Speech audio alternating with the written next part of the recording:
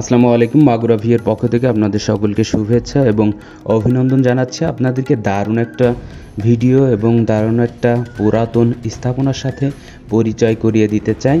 আমরা দেখাতে চাচ্ছি পতিত পবন সাহা, যিনি একজন জমিদার ছিলেন বা জমিদারদের সাথে ব্যবসা বাণিজ্য করতেন, তবে এলাকার মানুষ তাকে জমিদার বলেই জানতেন। তিনার সম্পর্কে কিছু জানাবো। আমরা এই মুহূর্তে আছি বিনোদপুর বাজারে। বিনোদপুর বাজার পার হয়ে আমরা ঠিক ডান দিকে চলে যাব। বিনোদপুর বাজারে যে গার্লস স্কুলটি রয়েছে, সেই গার্লস স্কুলের কোল ঘেঁষে আমরা একটু ডাইনের দিকে চলে যাব। আর একটু এগিয়ে বাম সাইডে পেয়ে যাব রামবাবুর বাড়ি। রামবাবুর জমিদার বাড়ি বলেই এলাকার মানুষ চেনে।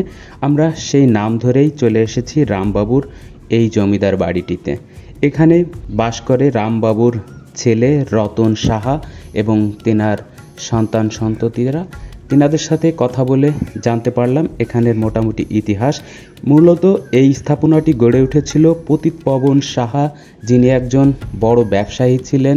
ব্রিটিশ আমলে বড় বড় জমিদারদের সাথে এনার ব্যবসা ছিল, বাণিজ্য ছিল, এবং ব্রিটিশ আমলে যে সকল জমিদাররা ছিল তাদের খাজনা তুলতেন, তেনাদের ব্যবসার দেখভাল করতেন। এরকম নানাবিধ কাজের সাথে এই পতিত পবন সাহা যুক্ত হয়ে একজন জমিদারে রূপান্তরিত হয় এবং এলাকার মানুষ, আগেকার মানুষ এই পতিত পবন সাহাকে জমিদার বলেই জানতেন।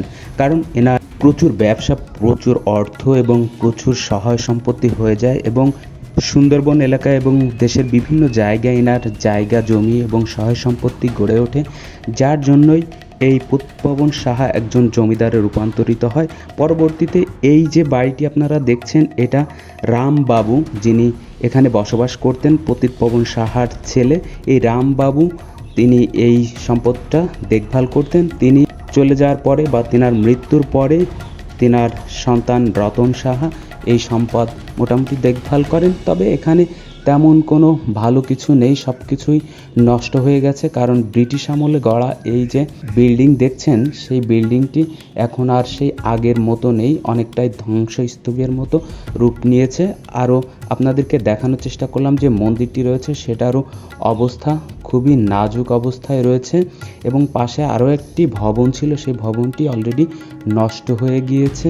আমার মনে হয় এই সম্পদগুলো দেখভাল বা রক্ষণাবেক্ষণ করে রাখা প্রয়োজন আমাদের পরবর্তী প্রজন্মের জানার জন্য, দেখার জন্য এবং এই ইতিহাসগুলো ধরে রাখার জন্য আমাদের জেলা প্রশাসক বা জেলা প্রশাসনের পক্ষ থেকে এই সম্পদগুলো রক্ষণাবেক্ষণ করা প্রয়োজন আছে এবং এই স্থাপনাগুলো ধরে রাখার প্রয়োজন আছে। আপনাদেরকে দেখানোর চেষ্টা করছি এই রামবাবুর যে অন্য একটা ঘর বা ভবন, সেই ভবনের কিছু অংশ এবং মন্দিরের কিছু অংশ। ধন্যবাদ ভিডিওটি শেষ পর্যন্ত দেখার জন্য।